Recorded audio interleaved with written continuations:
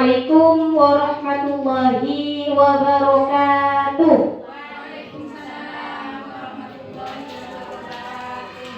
Bismillahirrahmanirrahim. Alhamdulillahirabbil alamin. Wa bihi nasta'inu ala umuri dunya waddin. Sayyidina wa maulana Muhammadin wa ala alihi wa sahbihi ajma'in. Amma ba'du. Yang terhormat dan yang kami muliakan pengasuh Lembaga Pendidikan Islam Asy-Syarifah beserta majelis keluarga alladzi akramnahum wa aqnahum. Yang terhormat dan yang kami hormati Kepala Sekolah PAUD TK Tunas Harapan Al-Ustadz Hasiruddin. Yang terhormat dan yang kami hormati Bapak dan Ibu Guru PAUD TK Tunas Harapan. Dan yang terhormat dan yang kami hormati Ibu Wali Murid TK Tunas Harapan.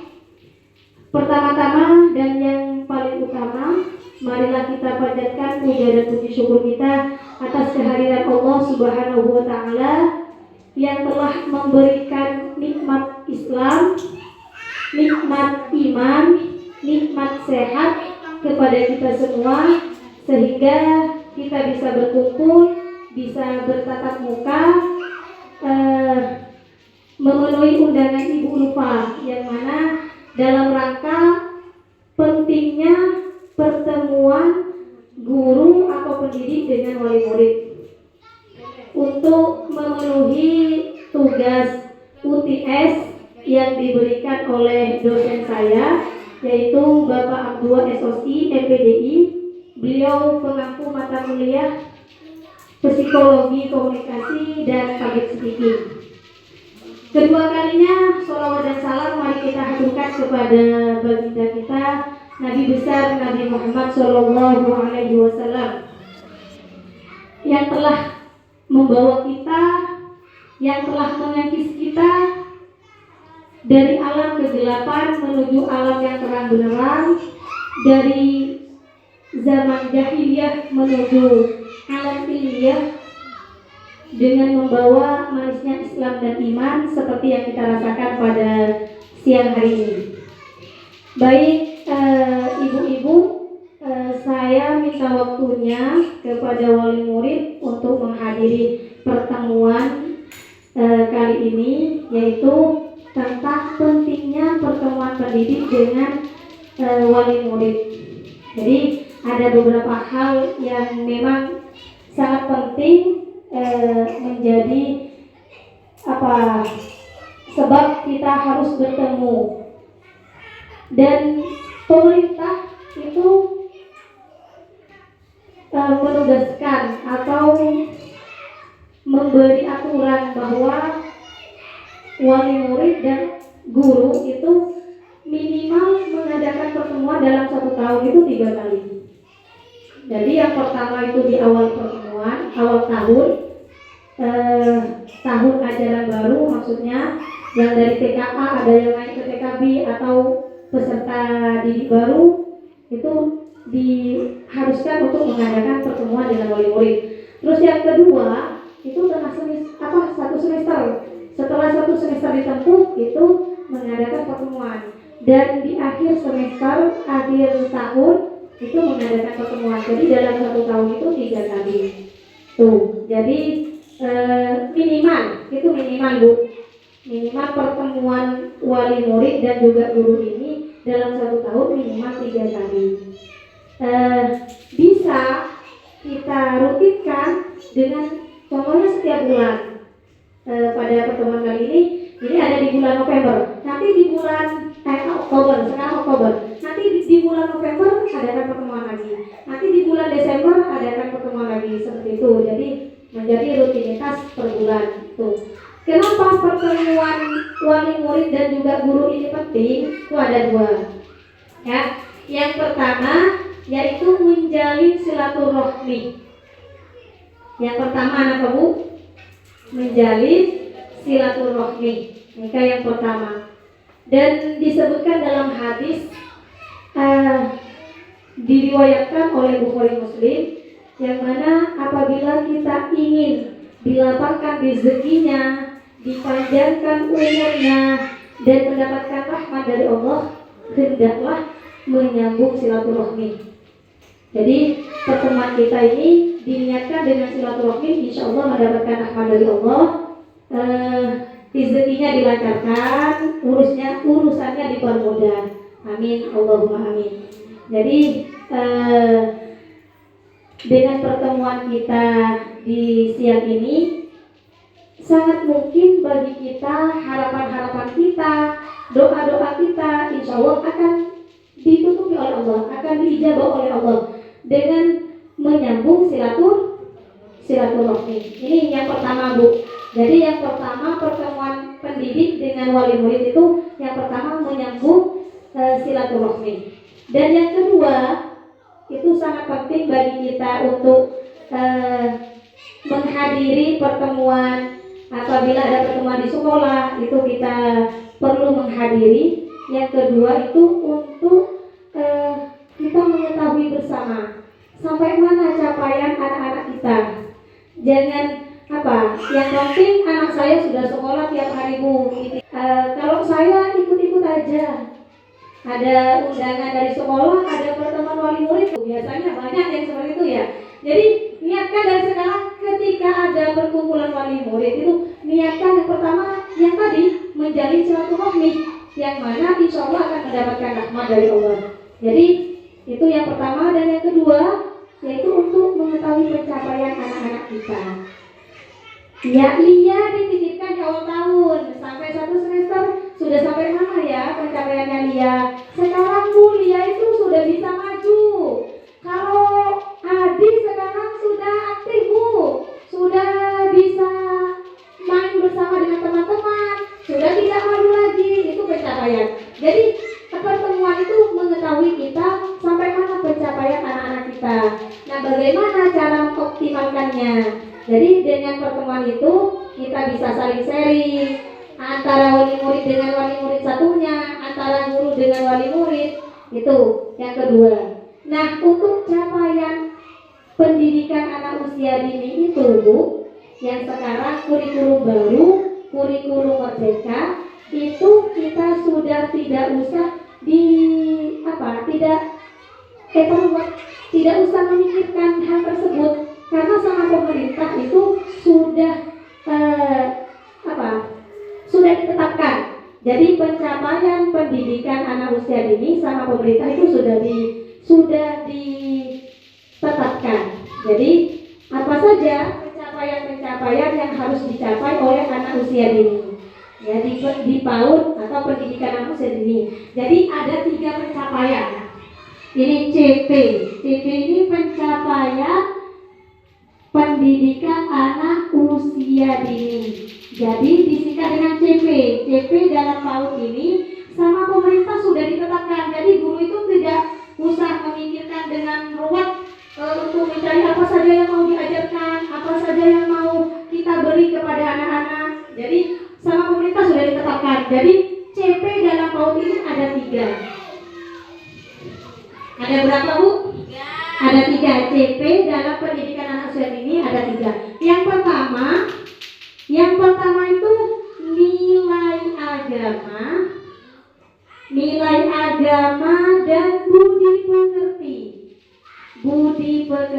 Ini yang pertama. Jadi nilai agama dan budi pekerti. Apa nilai agama dan budi pekerti?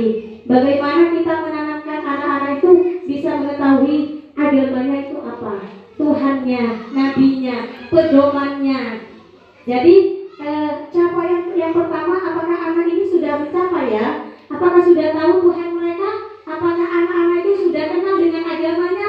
Walaupun anak-anak itu cuma dengan nyanyian, Tuhanku adalah Allah, agamaku Islam. Ini sudah menanamkan nilai agama dan budi pekerti.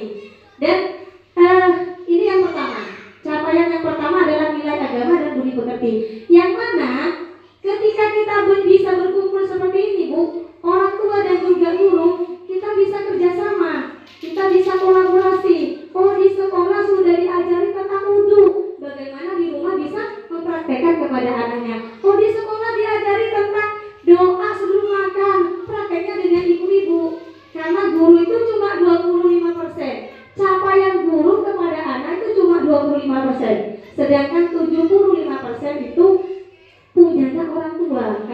tua yang selalu bersama anaknya.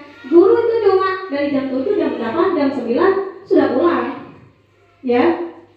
Sampai jam 9 ada yang sudah pulang, jam 10 sudah pulang. Jadi yang sehari semalamnya sama anak itu adalah ibu, orang tua. Makanya dengan adanya pertemuan ini kita sejalan. Oh, di sekolah diajari ini, jadi di rumah diajari ini. Tuh, itu nilai agama dan budi pekerti. Sedangkan yang kedua, capaian pembelajaran dalam anak usia dini yang kedua adalah jati diri. Ini yang kedua. Yang kedua adalah jati diri. Apa jati diri?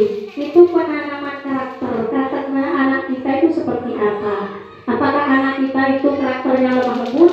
Kita harus menanamkan itu. Harus menjadi contoh yang baik dari guru. Diajari untuk anak bisa jujur, bisa berbagi. Makanya kalau di kelas tangan satu tangan kiri, dua tangan kanan, tiga bagi teman. Itu mengajarkan bahwa kita itu harus bisa berbagi, harus bisa baik dengan satu sama lain, harus bisa berteman. Itu karakter. Jadi jati diri itu penumbuhan karakter. Biar anak menjadi lebih tanggung jawab. Biar anak itu ikut pada aturan. Karena anak kenapa kalau pembukaan anak itu harus duduk, harus rapi, harus kita baca, kita nyanyi bersama, kita baca doa bersama, harus tertib. Itu karena agar melatih anak untuk mengikuti aturan. Itu namanya jati diri. Dan yang ketiga, CP dalam tahun itu yang ketiga adalah literasi STEM. Nih, yang ketiga literasi STEM. Apa literasi STEM itu? Yaitu STEM itu terdiri dari sains. Sains itu pengetahuan ilmu yang mana tiap hari diberitahukan kepada anak. Contohnya tentang kebutuhan itu, anak itu butuh bersih. Cara bersih bagaimana? Kita harus mencuci tangan dengan baik. Terus mandi 3 kali sehari. Tata cara mandi bagaimana? Teknologi itu bukan berarti teknologi itu komputer dan lain sebagainya. HP itu bukan ya, teknologi itu alat.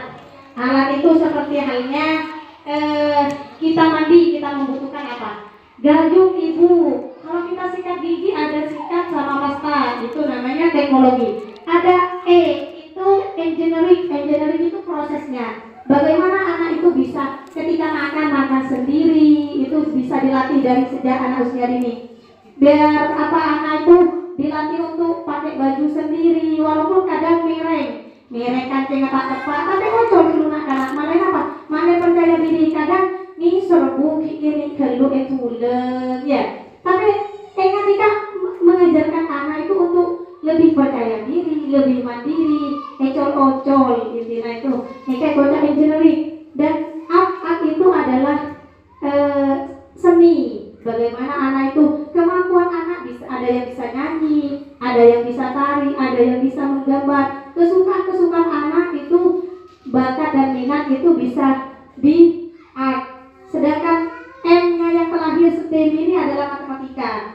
Anak diajari bagaimana cara menghitung benda di sekitar, ada berapa temannya, bukan menghitung 1, 2, 3, bukan cuma itu, tapi bisa menentukan benda yang lebih kecil, lebih besar itu dengan STEM ini. Jadi ada 3 capaian pendidikan anak usia dini. Jadi sangat perlu, sangat penting bagi kita wali murid dan juga guru itu mengadakan pertemuan. Jadi nireng kita bisa rutinkan, rencanakan. Yuk bulan depan kita adakan pertemuan wali murid di akhir bulan November. Temanya apa? Kita bisa nanti insya Allah karena yang pertama kita niatkan menjalin silaturahmi. Baik. Dan saya ucapkan banyak terima kasih kepada wali murid yang sudah bisa menghadiri dan yang banyak yang berhalangan karena memang mungkin ada kesibukan atau acara dan lain sebagainya.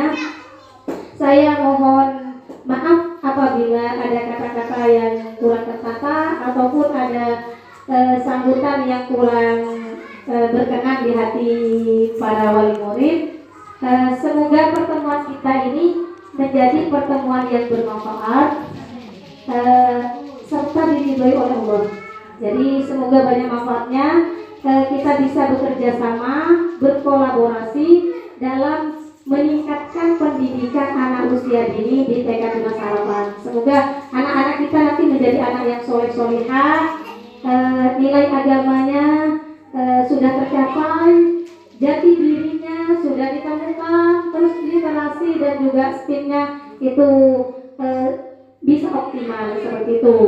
Dan saya mohon maaf, beribu maaf apabila ada kesalahan, kurang dan lebihnya mohon maaf. Akhiran, wassalamualaikum warahmatullahi wabarakatuh.